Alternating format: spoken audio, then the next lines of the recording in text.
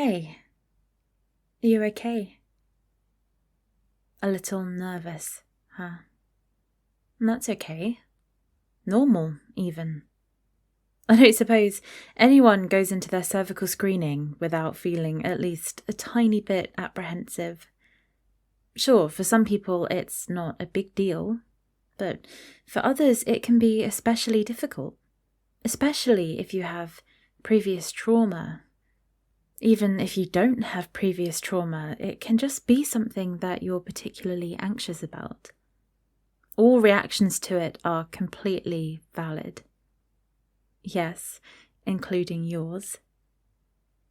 What would help, I had mine recently. What if I walked you through it? So you know what to expect, at least? Yeah? Sure. Of course, that's okay. Well, first, do you know what it is? Almost. There's actually some really important phrasing around a cervical screening and why we have them. It's a really common misconception. This test isn't to check if you have cervical cancer, it's actually to prevent it. Let me explain. So the sample that they take is checked for certain types of HPV. And it's these specific types of HPV that can cause changes to the cells in your cervix, and that can eventually lead to cancer. So they're called high-risk types of HPV, and if you don't have any of those high-risk types of HPV in your sample, then, there's no further checks needed. But if you do, they'll take a closer look at your sample and see if there's any signs of changes in the cells of your cervix. And if those are found, they'll treat them. And that's what helps prevent cervical cancer.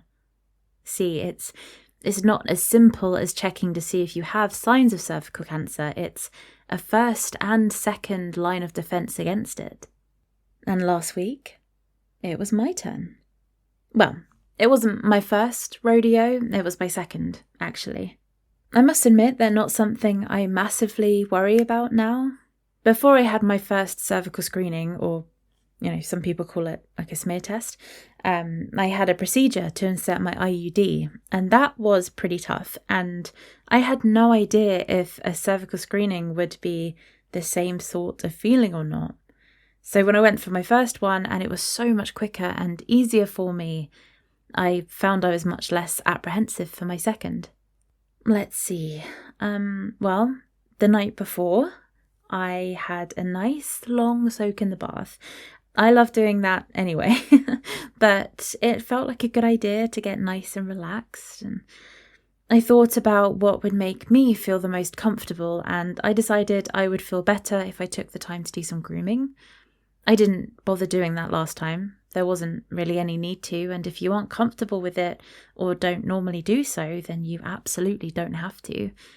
These doctors and nurses will have seen every kind of variation of human genitals, and they won't bat an eyelid at you not being waxed smooth. But for some reason, I decided it was something I wanted to do for me that day, so I did.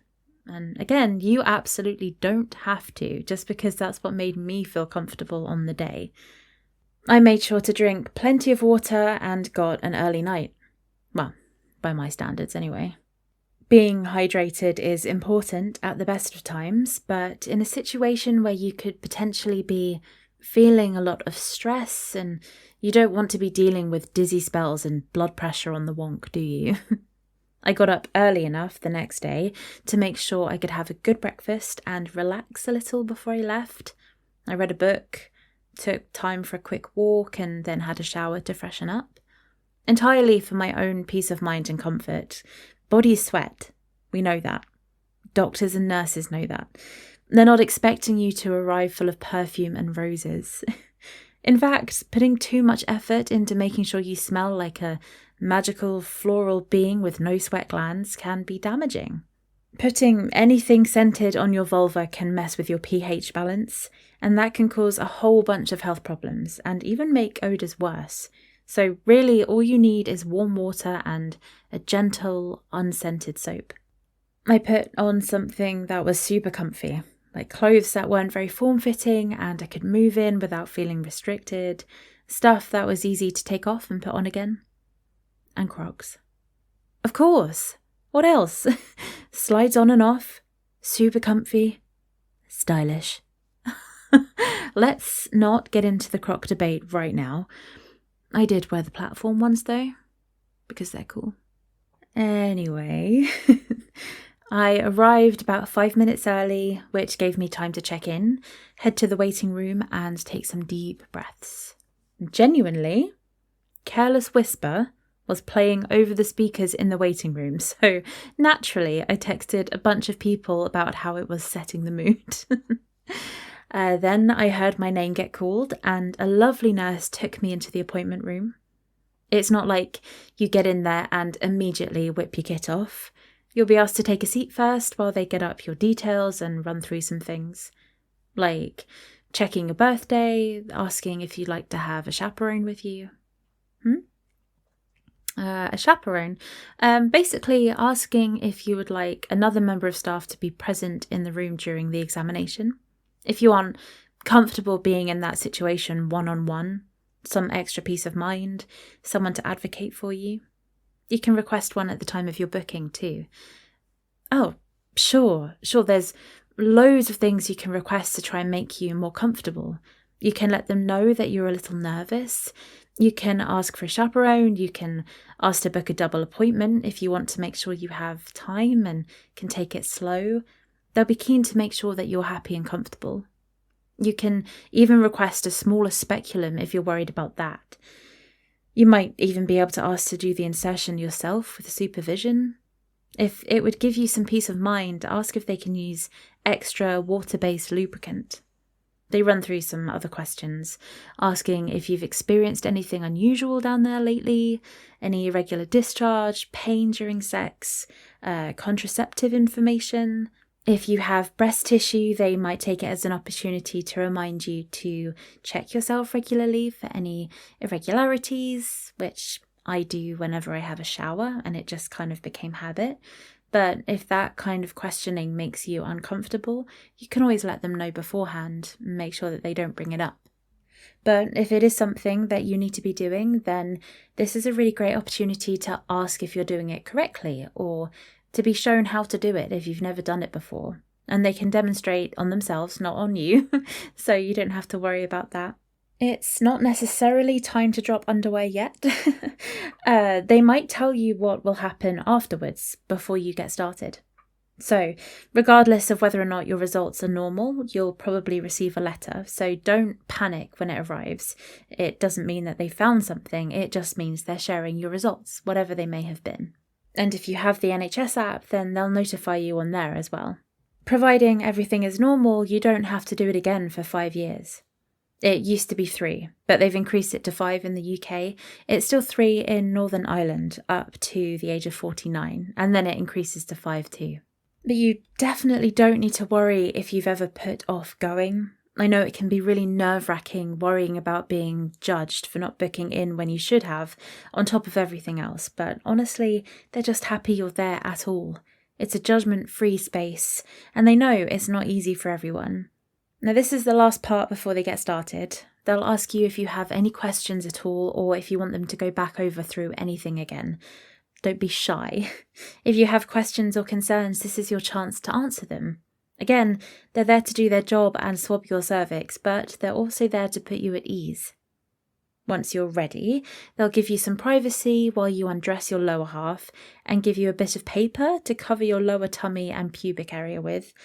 I know, right? It seems a little redundant given that they are about to be within you, but I think it makes it feel more clinical and professional, if nothing else. I remember thinking the same thing, but actually, once I laid down, I was really glad I had it. Any kind of examination or smear test I've ever had, even when I was getting my IUD fitted, there were no stirrups. Instead, I just laid with my feet together and my knees apart. They'll maybe ask you to scooch down the bed a little to get you in position, and if that position is difficult for you to hold for whatever reason, they'll be able to work out an alternative with you. They'll likely adjust the lighting a little so they can see better. You'll hear their instrument tray being shuffled around and their stool as they get comfy. You'll be flat on your back at this point, so you won't necessarily see what's going on, and it might be helpful to know what those sounds are. They shouldn't surprise you. A good nurse or doctor will let you know exactly what they're doing and when. Mine specifically said the next thing you'll feel is the speculum, so I knew it was about to be inserted. And if you want more information than that, just go ahead and ask. They won't mind, honest. It was a little cold, mostly because of the lubricant, I think, but the actual insertion was fine for me. I made a really conscious effort to keep my muscles relaxed and breathe evenly, which I think really helped. Next, they open up the speculum, which, depending on the person, could be a little uncomfortable. The whole point of the speculum is to open you up enough that the nurse or doctor can see your cervix. We don't want them just blindly rooting around in there, right? It isn't opened much, just enough that they can see. It's a strange feeling. Just remember to keep breathing and relax your muscles, your tummy muscles especially. And once that's done, they have to do the actual test. This involves taking a small brush and running it around the inside of your cervix to collect some cells. Again, they should let you know when they're about to do this. Thanks to the medical mystery that is the reproductive system of us cervix owners, everyone will experience this a little differently. Some people can't feel it at all. Some people say it can cause a little pain. I personally can feel the brush and the movement, which isn't exactly pleasant, but it certainly isn't painful for me. I could kind of feel the bristles sweeping across a couple of times, and that unfamiliar feeling definitely made me tense up a little for a second, but I reminded myself to breathe and relaxed again. And this part of the procedure must have taken about 8 seconds. It was so fast. And she let me know that she was done, removed the brush and put it in the sample pot, ready to be sent for testing, took out the speculum, and let me know I could sit up whenever I was ready. There was absolutely no rush. They'll give you some privacy again and maybe advise you to wipe up using the modesty paper you were given before you get dressed. And you can just leave any used paper on the bed since they'll be changing it all anyway before the next patient. When I was all sorted, I came out from behind the curtain and she asked if I was all right and if I had any questions, reminded me that I'll get the results in 7 to 14 days. Apparently, my cervix decided to get revenge for the procedure and my IUD strings vanished, so lucky me, I got extra instructions to occasionally feel for them over the next couple of weeks too, just to make sure they reappeared safe and sound. After I felt fine, I was weirdly aware of my cervix for the rest of the day, which is not a part of my body I'm very tuned into on the regular, so that was kind of weird. I did have some very, very, very slight cramping afterwards. Some people can get more or less, it just depends on the person. It went away after a few hours though, and it was nowhere near what my usual period pain is like. The only thing I did notice after was that when checking my IUD strings, I realised my cervix was a little tender and swollen. Nothing major, but it took a few days to go back to normal. And I personally didn't feel comfortable having penetrative sex afterwards for a couple of days. I don't know if it would have hurt or not, but I wanted to give it a chance to recover after being booped with a brush, you know. Now, though, it feels completely fine, and I'm just waiting on results. If they happen to find any abnormal cells, I'll have a follow-up appointment to treat those and then be invited for a test sooner than 5 years. Otherwise, it's just back to business as normal. Genuinely, from the time I was called in for the appointment and the time I was walking back out the door, 10 minutes had passed. 10 minutes that could go a really long way into helping prevent lots of discomfort in the future. I know before my first ever appointment, I watched YouTube videos of people going for theirs, so I could know what to expect. It took out all of the unknown for me and a lot of the anxiety, so I really, really, really hope this helped put you at some ease. Just remember, they want you to be there and they want you to be comfortable. You're completely in control during that appointment. And it's a really good opportunity to get comfortable talking to a medical professional about your reproductive health.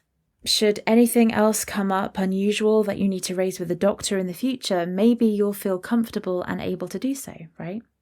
Our reproductive health has such a wide impact on our overall well-being. It's an important thing to be able to discuss.